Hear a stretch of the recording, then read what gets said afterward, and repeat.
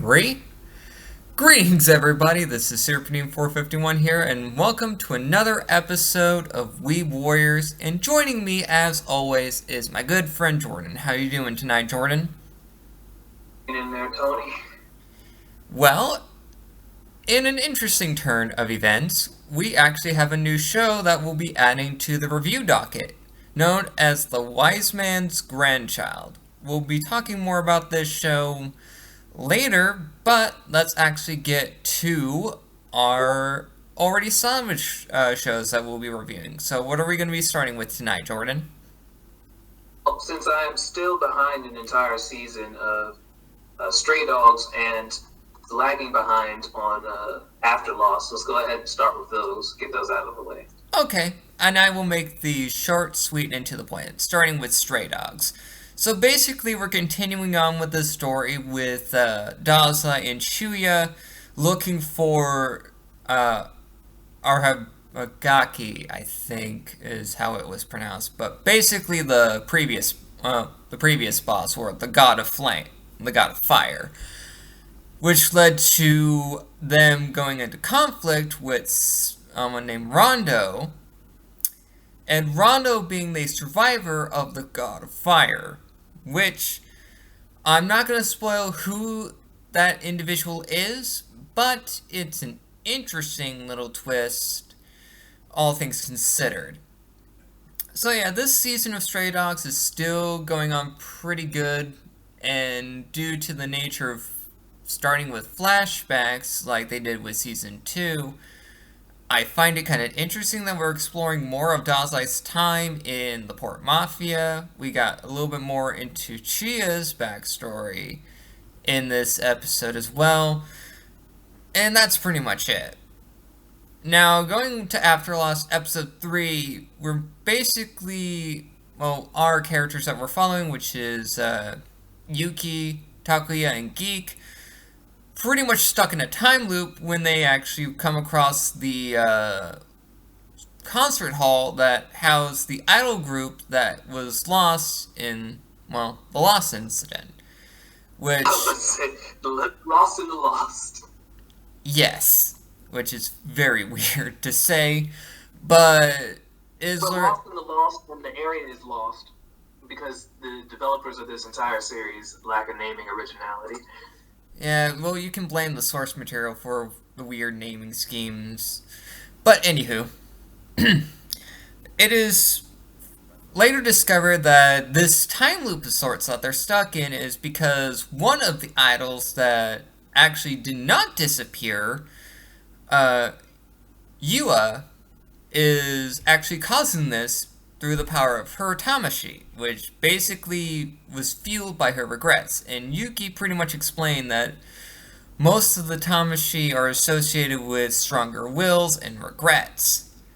And it was very fitting that her and Geek basically got this idol out of her funk and freed them from this time loop. A fairly solid episode, all things considered, but in the grand scheme of things, there's nothing really going on to really move the plot along, so to speak. And, I mean, the show was interesting, but I can see some issues of people trying to get into the show and find it kind of, lackluster or not that interesting from the jump. But I want to see where it goes, so we'll keep reviewing it even though it may be staler than, day-old bread. I'm hoping that things improve. I mean, I know that you've read the light novels, correct? Or is it the manga? This is actually from a mobile game, I believe. Right. So, as is oftentimes the case with these sort of adaptations, they fall flat, simply because they lack the interactive or cinematic elements that a game possesses. I mean, it is what it is. Hopefully it comes together but it may be a wash. Yeah. Episode typically you give three episodes, but I'm going to try to give it 4, just for the sake of things. But afterwards, it shall go the way of mediocre anime, I suppose. And I can agree with you there. I mean, it was something that seemed interesting, but it's really. Mm, it's trying to be a slow burn of sorts. I mean, it has some good action in it, but the concepts behind it are cool. It's just the way the show is presenting itself is rather lackluster. But Yeah, I mean, I think I understand the concept of it well enough. I think it could be executed well. I just don't think they've gotten up to that point yet. very true. So, stepping away from admittedly a good episode of Stray Dogs and a lackluster show in Afterlost, let's move on to the shows that we actually caught up on, both of us. So what are we starting off with first, Jordan? Right, so because we did not update last week, let's go ahead and start with The Rising of the Shield Hero, episode 14, Everlasting Memory. This episode kicks off after Naofumi and the group have escaped Mind's attempt at executing her own sister. Mm-hmm. As they head for the demi-human country. Of course, Mind, being the crazy bitch that she is, lights the entire forest ahead of them on fire and blames it on him, forcing him to double back and essentially abide by the Queen's Secret Service's desires of meeting with the Queen in another kingdom that's on the other side of the country. Mm-hmm. And we also continue. And we also get to meet a nobleman that is actually very kind to his demi-human charges. Let's just put it nicely. I mean, in his case, they are simply, they're as much as charges as they are. What am I trying to say? They live where he is responsible. There is people his. Mm-hmm. Yeah, I guess charges is good enough. Okay. Yeah, and he's actually one of the nobles that looks at Naofumi as like, yep, you're definitely the shield hero and you're an actual hero. So I'll make sure to help you out as best I can, which then leads to the shit hitting the fan, and the noble that originally had Raphtalia, well, one of the nobles that had Raphtalia, that led to her tragic backstory, came in with his forces and pretty much kidnapped the noble that's on Naofumi's side and Melty, which will lead into episode 15, which is centered around Raphtalia's backstory with this particular nobleman.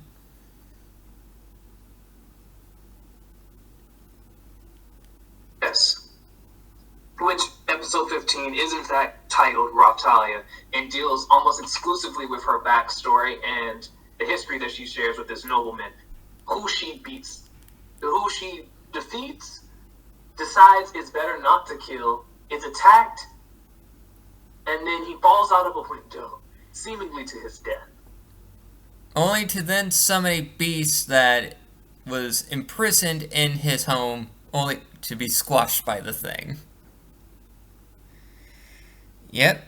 And so the heroes of the previous waves imprisoned this titanic beast that they could not kill underneath this city, and it just so happens that he built his home around this place. He then set said immortal titanic beast free because he's completely special in the head and was immediately killed by it. Yep. And we get to learn that Raphtalia's village was, well, we saw this in some of her flashbacks. Soldiers came in, ransacked the village, and then a lot of the children were just thrown into slavery. And when they were bought up by this portly nobleman, they were beaten to death, just treated cruelly, and one of the worst victims of it all was one of Raptalia's friends, which was very sad to see this particular character's skeleton because the episode went to flashbacks of Raptalia's time in her village with her friends, and after the wave that destroyed their village, she was going to inspire everybody to actually build the village back up, which they did considerably well until the marauding knights decided. They did for like a whole 10 minutes. Yep, it's like it was up, like everything was fine for 10 whole minutes, and then marauding knights came in and destroyed everything. And the whole reason that everyone actually kept their spirits alive is when Raftalia basically said, "We're going to keep smiling in the face of adversity." Which then led... I mean, it's a nice thought, and it's a great... It works out okay as long as, marauding knights don't come and kill everyone you know and love and sell you into slavery. Mm-hmm. Then it becomes a little different. And when you're in slavery, you see some of your friends getting abused and just falling to sickness and then eventually dying. Right. So, Reptalia has not lived a good life. She has not. Up to this point. Even as she is still terribly still a slave, which is going to maintain a point of contention for me, despite how much I like this show. Mm-hmm. Liking this show, having read the manga, it's still a point of contention. Right, yeah. I can agree with you there. But one thing that they really did well is that now Fumi understands that Raftalia killing this noble that caused nothing but pain and suffering to her people would only make her the thing she hated the most. Which is a common way of thinking that I'm not totally sure how I feel about it. I guess on a certain level I would enjoy the catharsis of seeing someone that is receiving it, but I also have to accept that, it's probably not going to make her feel any better, and if anything, is going to her memory if she were to kill him. Right, and, well, I'm of the same mind that it would be very cathartic to have a scumbag like this character die at Raftalia's hand, but she, as a character, would probably be, well, somewhat haunted by it, and, I don't know, but all in all, these episodes of Shield Hero are still very solid. Yes, I agree. This is a strong continuation of the series. And we're slowly getting to my favorite part of the entire story as a whole. Because I find... Yeah, I think that... So the one thing that I find funny is that they show them in the opening, but with the pacing of the episodes, I don't think we're going to get to the third wave. No, the fourth wave, where we get introduced to my boy with the scythe. Right, and if we actually get to that, I would be very surprised. I'd be surprised too. I mean, he's in the opening, which either leads me to believe that there's going to be an immediate second season, or they're just going to tease it so that people go read the manga, which is a common enough tactic, I suppose. Mm-hmm. Very true. And also, there's nothing wrong with... And when we actually get to that, I wonder who's going to be... I wonder how they're going to portray, like, the kind of person that they're going to get him to, like, to voice his character. I'm very curious to see what they're going to do with that. Honestly, I have an image of the voice actor in my mind, and we'll see. Yeah. So, what's next, Jordan? Up next is Why the Hell Are You Here, Teacher? Episode 3, third period. So this episode deals with our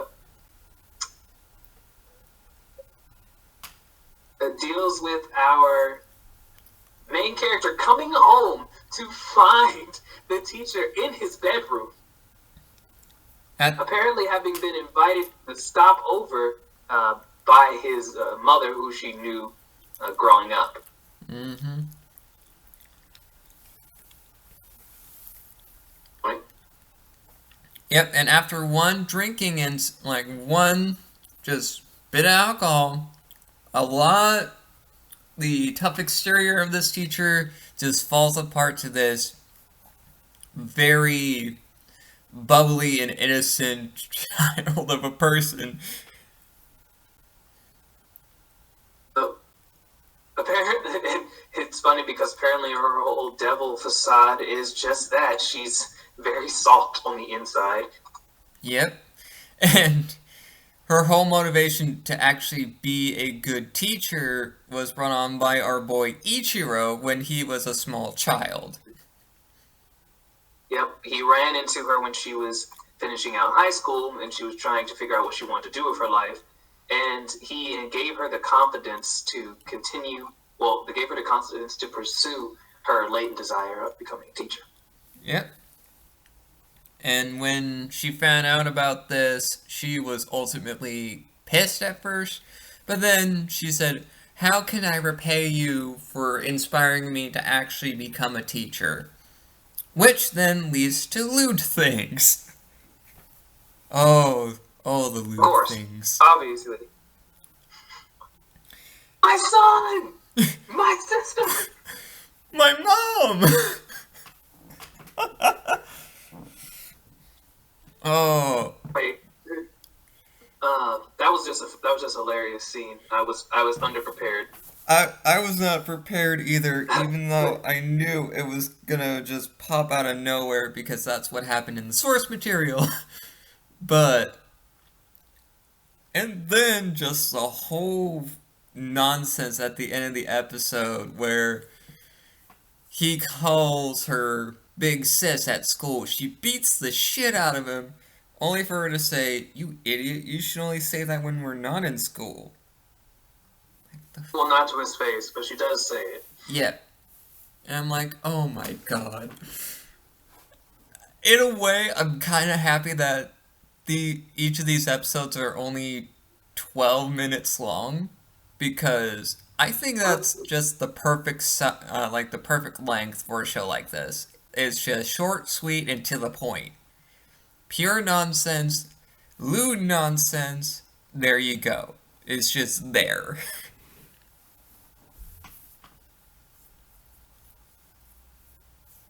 I mean, it got me laughing for a good long while. I enjoyed myself with the sense of humor.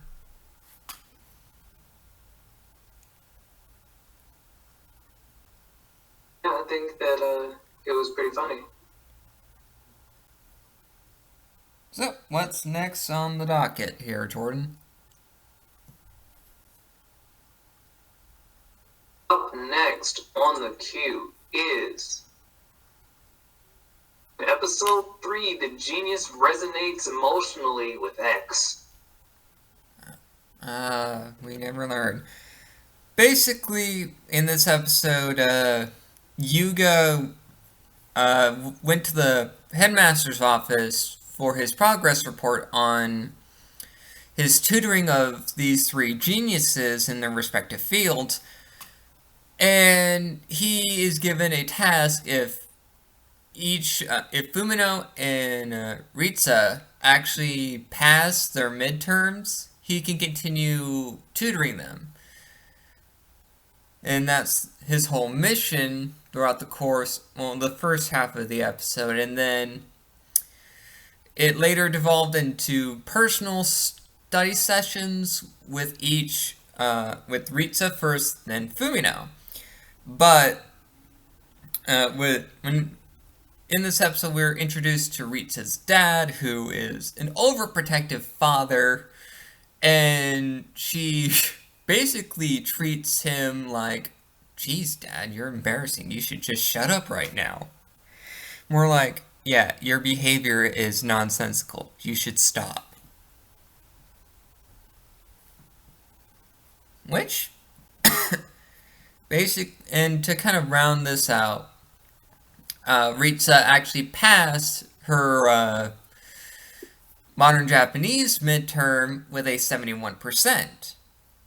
And she is very thankful to Nariyuki for his help, although she herself doesn't want to admit it. But let me backtrack a bit to point out that Ritsa is afraid that if she doesn't actually pass this midterm, she and Fumino will only get another tutor because the female teacher that was in the room with the headmaster, her name escapes me at the moment, but she basically says if he cannot produce results, then he should just be fired outright as their tutor. So both Ritsa and Fumino try their best to actually pass their midterms so they can keep Nariyuki as their tutor, because he is the only one that believes in their dreams and goals. I mean, it's definitely a powerful motivator, not disappointing the one person in your life that actually gives a shit about you. Very true. And the second half of the episode basically centers around Fumino, sick with a cold, Nariyuki suggesting that she takes her tests, her midterm test a couple of days after it initially, but she declines, pointing out that it's going to be docked 20 points or 20%, and if she doesn't meet the requirement, well, he'll get fired. Well, she doesn't tell him that, but she just points out that it's only going to take, I'm going to miss it by 20%, and if I don't get the middle ground, it's just only going to dock it down worse.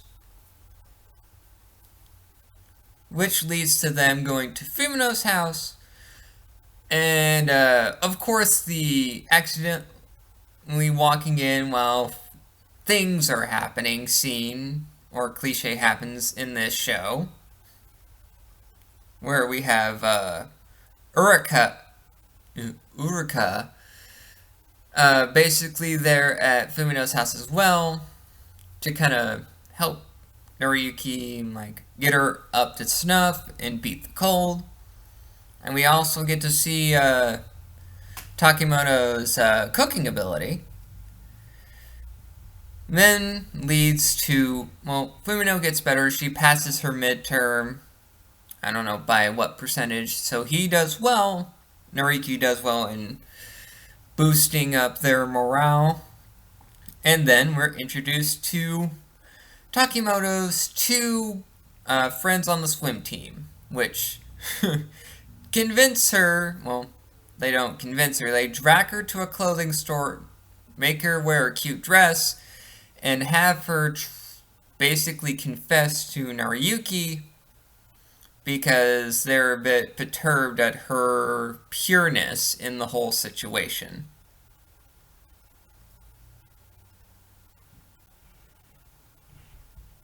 Well, what's your input on this episode in particular, Jordan? Because I feel like I'm the one talking here. Right, well, I mean, I don't disagree with much of what you've said up to this point. I mean, the general plot is Nariyuki has his scholarship on the line again with these arbitrary deadlines, or these arbitrary goals of achieving over the average score in these various disciplines. And, you know, he interacts with the girls to in each part of the series, well, at least the two main ones, and sort of reinforces their relationship, And encourages them indirectly to pursue their goal, you know, and gives them the strength to, or I guess the whatever you want, whatever quality you want to assign to it, to succeed. And they do. I mean, that's the episode, really. Yeah, very true. We also get to see Uh, uh, what is the girl's name? The tan one, the swimmer. What is her name? Her last name is Takimoto, but her first name, Urika, I think it is. But I will refer to her as Takimoto because it will be a lot easier and simpler. Right, well, Takimoto and Naruyuki get to go on a date at the end of the episode, and I just found the whole thing to be great. Oh yeah. She is forced to dress quote unquote feminine, although of all the anime outfits of all animedom, has to be one of the ugliest I have ever seen. Very true. Either way, she feels cute. Embarrassed, but cute. So whatever, fuck it, right? Right. And yeah, she gets carried like a princess, gets to go, buy books with Naruyuki, and eventually comes to accept that while people used to make fun of her for trying to be feminine when she is in fact so obviously a tomboy, Mm-hmm. Although the funniest thing is at the end of the episode is Naruyuki got sick because of Fumino, and the prize that they won at the Princess Carry contest was basically a little costume for a magical girl show that Naruyuki's little sister is watching. And that was just hysterical. I'm like, yep.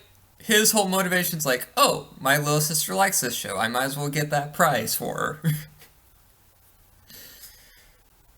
her. I think the protagonist of the show, Naruyuki, is actually a very good guy. He's a very good guy indeed.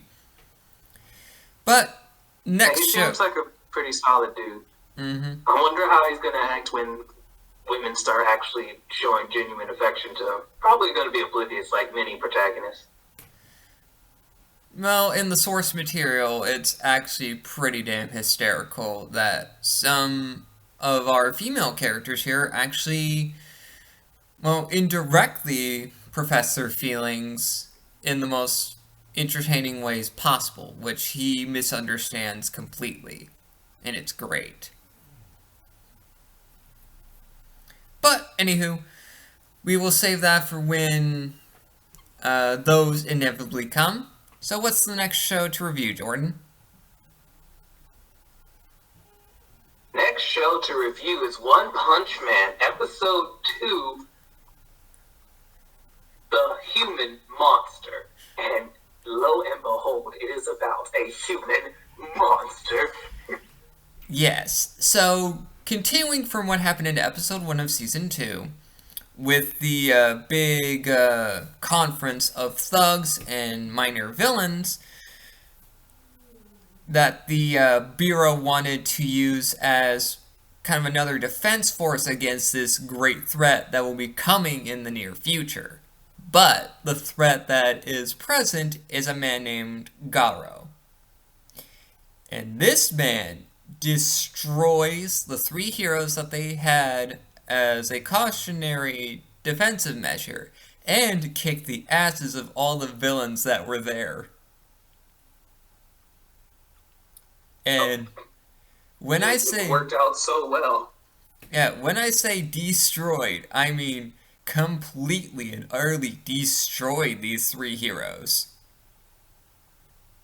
Wouldn't you agree, Jordan? Yes. Yes, I would. Because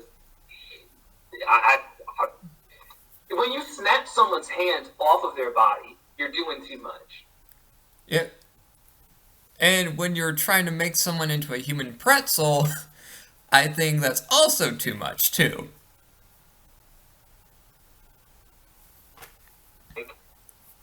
I've never seen someone just, no, he just disrespected them just overtly. And it's not like I haven't seen people fight in this series, but there's just a degree of, I don't know, just complete and utter disrespect. Yeah, pure savagery on the part of these poor fucks. just pure and utter disrespect. And it's just great. I find it very hilarious.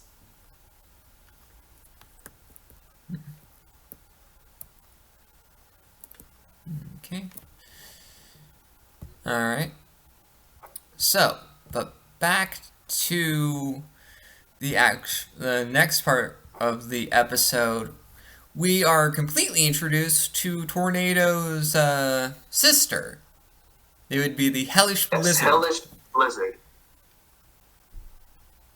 And she wants to recruit Saitama to bolster her ranks to basically prove her authority amongst the B-ranked heroes. Oh. What a poor idiot.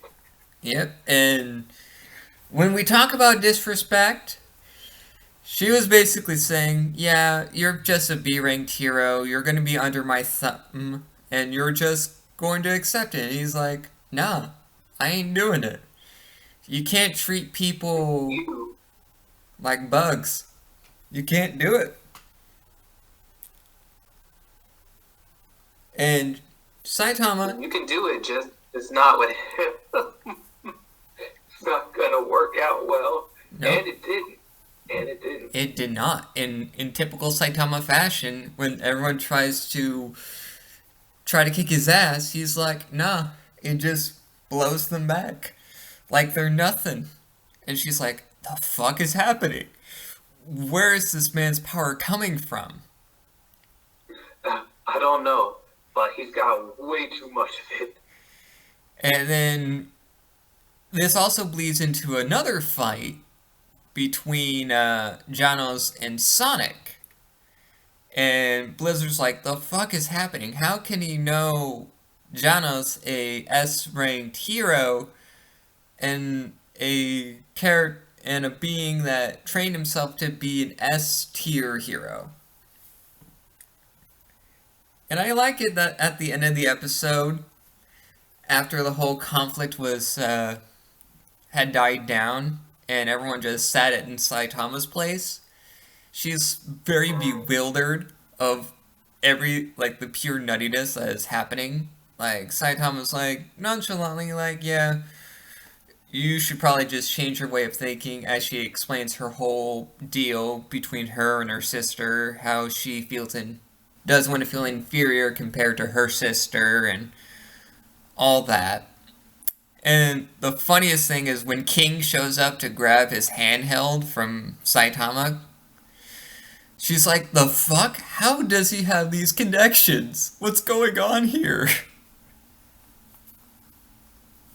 Oh, it was just great. Had me laughing for a good while. Yep.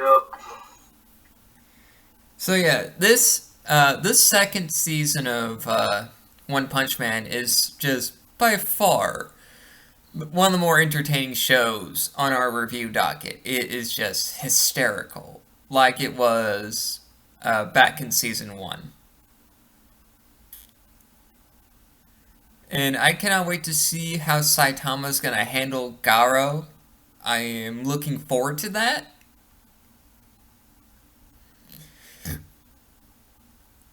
And I'm gonna enjoy this show for what it is. And I don't care what anyone will say about it. If they think it's one of the worst shows of the season, I'm gonna look at them like, the fuck you mean? This show is great. But enough of that. Let's talk about the next show, Jordan. And that show will be... Right, the next and last show before we talk about Magi's grandson is Fairy Gone. Oh, episode 3. Oh boy. Yep, Fairy Gone, episode 3. Right, so this episode actually opens up after a transition from the previous episode. Marla has begun assimilating more into Dorothea, and a fairy researcher by the name of Kane tells them or gives us a little background into the situation when he begins to explain the history of fairy research and the Black Fairy Tome, which a page was previously stolen from the auction. So it turns out that there was once a fairy book, I believe. Yep, a great fairy tome that was split into separate, different colored tomes, which were... That's inaccurate. It's the other way. There were separate tomes that were there were separate books that were compiled into the fairy tome, of which the section revolving around the Black Fairy pages were removed. Right. Okay. They're mentioned in the table of contents, but the pages are not present in the book. Right. I had that twisted, so my apologies. You're good. But we also learn what the Black Fairy Tome deals with, which is fairy possession. We're not totally sure what fairy possession is, but I mean, using some pretty simple context clues, it's probably when a fairy possesses a being versus what fairy soldiers are, which is literally kidnapping, murder, and like basically of fairy organs inside of people to make fairy soldiers, which we get to see in detail. Yep, very true. We do get to see how the process of making a fairy soldier happens, and we also get to see more kind of conflicts between, because apparently there are multiple mafias trying to get this one page of the Black Fairy Tome. So we have the Arkma Mafia, the Geekellen Mafia, and then we have Dorothea basically chasing after this one page. And we're introduced to another character named Sweetie or Bittersweet. And might I suggest that if she pops up continually, let's refer to her by Bittersweet because her actual name is, well, I don't want to refer to her actual name, so Bittersweet seems very sufficient. Because she does seem very... That's the name that we were given, though. True. Anywho, so Sweetie has this very flirtatious personality, and she refers to herself as a businesswoman and adventurer, not a member of the Geekalen Mafia. Sure. Mm-hmm. Right there, woman. But what I like about this character in particular is that she basically teases the shit out of Free, calling him, basically saying oh, so you're into younger ladies, huh? He's like, no, it's not like that, come on now. And her fairy is very interesting because she actually brings it out, and it's designed similar to that of a fox, which is hinted in the episode title itself. Greedy Fox and the... what was it? It had to do with wings or feathers. Think to that effect. Let's see if we can find out the exact answer. Greedy Fox and Lion Crow. Lion Crow, right. And so they found the individual who had the page of the Black Fairy Tome, but an informant of Freeze who works with the Arkma Mafia basically took the page and ran off with it. So a good portion of the episode is a prolonged chase scene, chasing after this one individual. Which, when, towards the end of the episode, before she actually brings about her fairy, Sweetie basically shoots the informant, and he throws the page in between the parties chasing after it. Which leads to this big standoff between the group, and the episode ends with the informant's fate a bit in the air, but I assume he's going to be killed by this individual known as the Colonel. I would honestly he's either going to die or he's going to be saved so that he could be useful to them in some other capacity later. Very true, but I'm under the impression that he's going to get killed by the Colonel. And that's my whole philosophy on it. But yeah, this was a good episode of the show. I'm really interested in how they handled the lore of this world. And just everything seems organic in a way. That everything seems to flow and make sense. I mean, that's how I feel anyway. But enough of that. So let's actually get to our new show that we'll be adding to the docket here. Wise Man's Grandson. Yes, so Wise Man's Grandson is an isekai anime, which does not do anything particularly new, but it does do things fairly well. The basic premise is that a man dies in an accident and is reborn in another world as an infant. He is adopted by a mage who happens upon his family's carriage after having suffered a demon attack and is raised as his grandson. Who found him is, well, Merlin. Merlin Wolford. And he is the greatest mage, at least in this country's history. Well, he's this country's hero. Yeah. Difference. The important thing is that Shin, like any good isekai protagonist, has a natural talent which he hones over the course of his life, in that he is an exceptional mage and can learn. He essentially is capable of learning things very well. So he has a natural talent for magic and combat.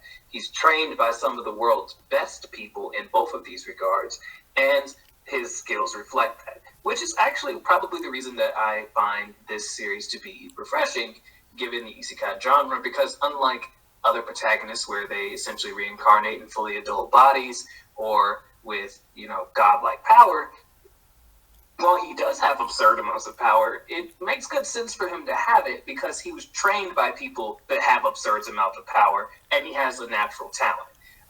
It's not like, I don't know, God accidentally killed him and gave him a smartphone with superpowers in it or something. Yep. And another interesting thing about Shin as a character is that he lacks common sense because Merlin didn't bother to actually teach him any. Or anything practical for that matter, other than like magic and combat training. Some enchanting. And enchanting, yes, and enchanting.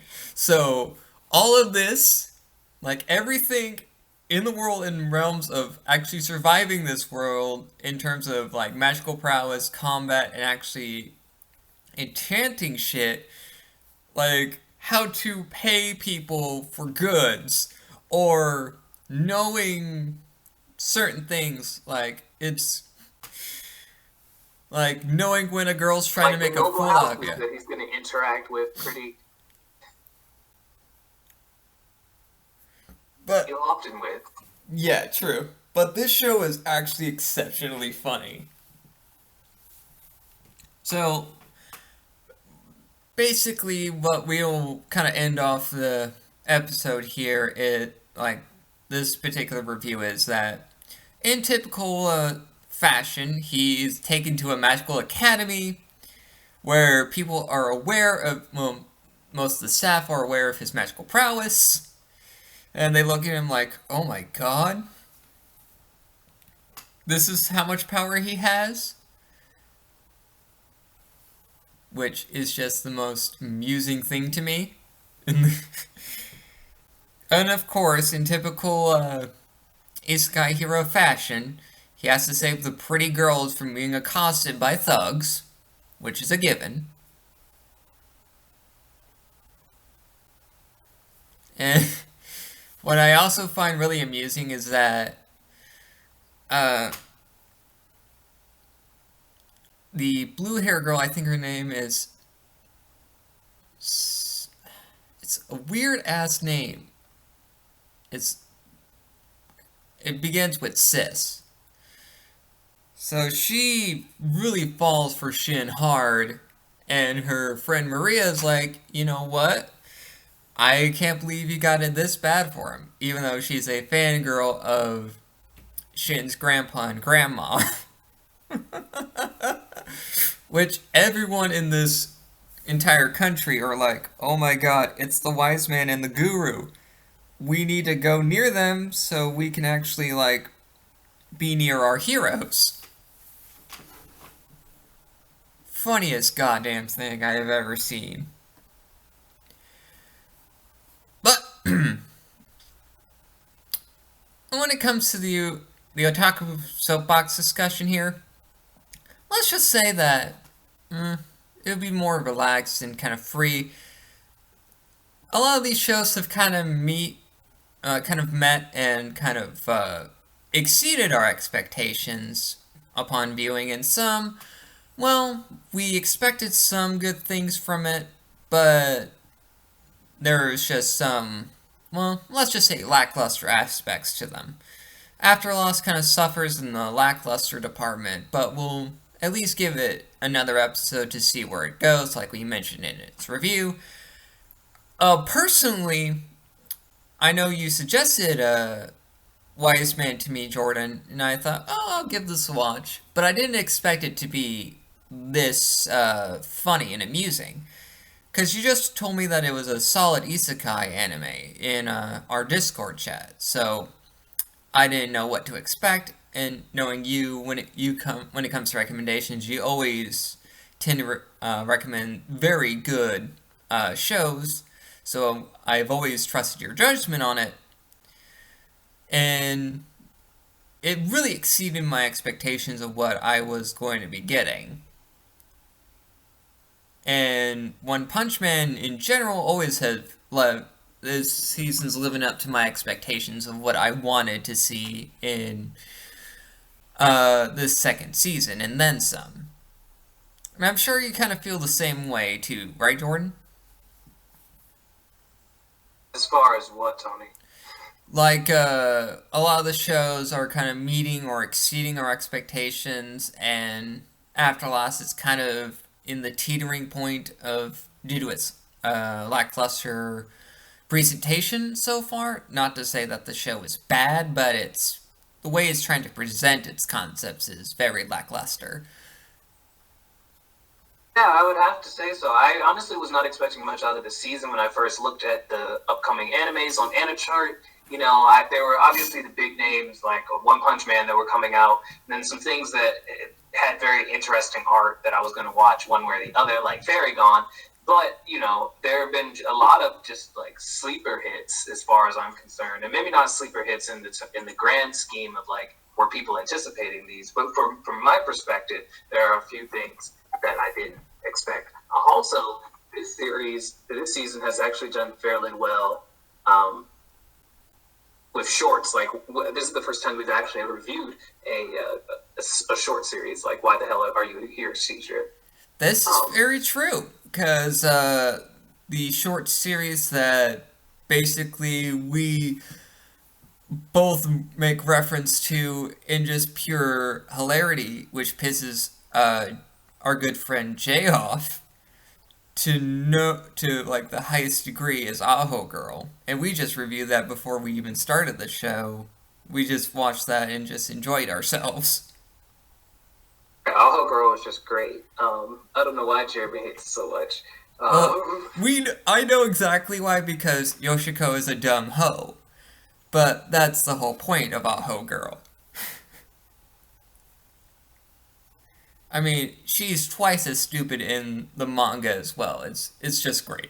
But with a short show like What the Hell Are You Doing, Teacher is just really interesting in the grand scheme of things because this is a very recent in the past few years sort of thing. Because to my knowledge, there haven't been shows quite like in this format, where it's only about half the usual runtime of a regular anime episode. But I think it's very interesting that it's a tactic for some of the more like short and sweet and to the point sort of shows, like What the Hell Are You Doing, Teacher? And Aho Girl. And it just makes me think, you know what, this makes sense. And I really like the tactic behind it. Some shows that want to explore their lore, yeah, that's a guaranteed 24 to 40 minute long episode, depending on what show they're covering. And then we have the opposite effect where you have Teacher, where we know what's going to happen within these 12 minutes. It's just going to be up to 1 or 2 vignettes of the protagonist and their respective teacher in some sort of lewd shenanigans. And that's pretty much it. That's all you need from a show like that. And it's very enjoyable. So, I want to end this episode off at discussing it here. If you have any closing thoughts, Jordan, you can go on ahead.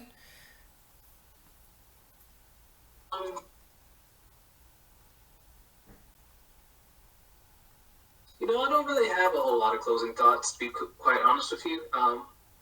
All said, I'm looking forward to continuing with the series that we have. Hopefully, After Lost picks up, but if not, so be it.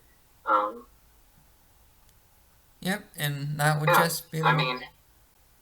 If anything, for After Lost, what I'm really hoping for is that the becomes more engaging. I think one of the main problems is that I'm not sure who I should care about, and they haven't done a very good job of making me care, right? Everyone has these pre-existing connections that aren't very well fleshed out in the series as it stands, so it makes it very difficult to relate to anyone. Also, their objectives are, they're not relatable, right? Like, I don't know why you're doing the things that you're doing. Right. And I can agree with you there. So, anyway, so join us next time for our usual review docket. And hopefully, due to my very lackadaisical nature, I have yet to post last week's episode, but I'll be posting it with this week's episode in a big old bundle, because due to the more podcast nature of it, is going to be through a large editing process that I have to do. I mean, I have to find images for each of these shows, mind you. You mean you gotta define, Like, if I want to amuse some people, I want to find some of the more funnier pictures. I mean, you have to find some that the YouTube bot's not going to immediately flag as copyright material and take it down. Yes, exactly. Exactly. Gotta be smarter than the bot, man. Gotta be smarter than the bot. Very true. So, if things get strike down, oh well, so be it. I can always do some weird things in terms of the editing process, so it's not that big of a deal. But tune in next week, folks, for another episode of Weeb Warriors. Catch you then.